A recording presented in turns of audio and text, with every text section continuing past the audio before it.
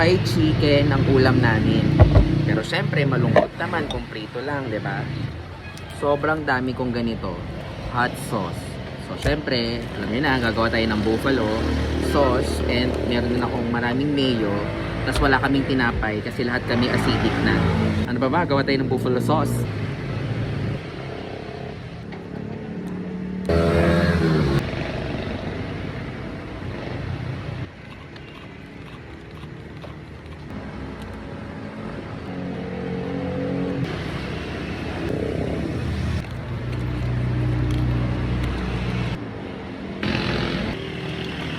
Wala pala akong butter, nalimutan ko. So, wala tayong choice. Margarine ang gagamitin natin.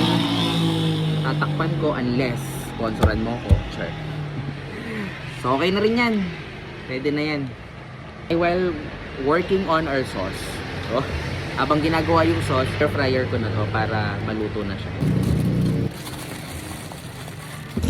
Nilagay ko na yung mantikilya. Pwede nyong unahin yan, pwede nyo ring unahin to. Bahala kayo. Ako inuna ko yung mantikilya. Wala lang akong rason. Walang reason. Basta nauna lang siya.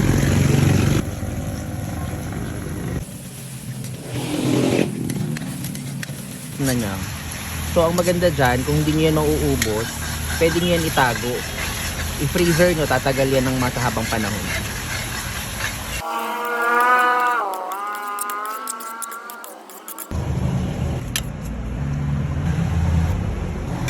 Gagawa naman tayo ngayon ng mayo garlic na dip. So, mayo. Ang favorite kong garlic powder. Kunin na natin yung bawang.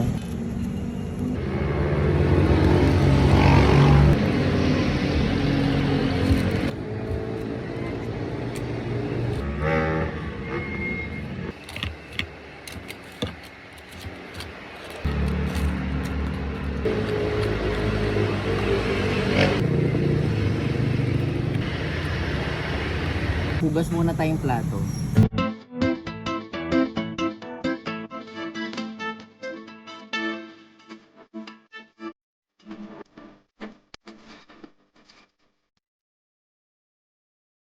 So na ita-transfer to kasi kami lang naman ang kakain.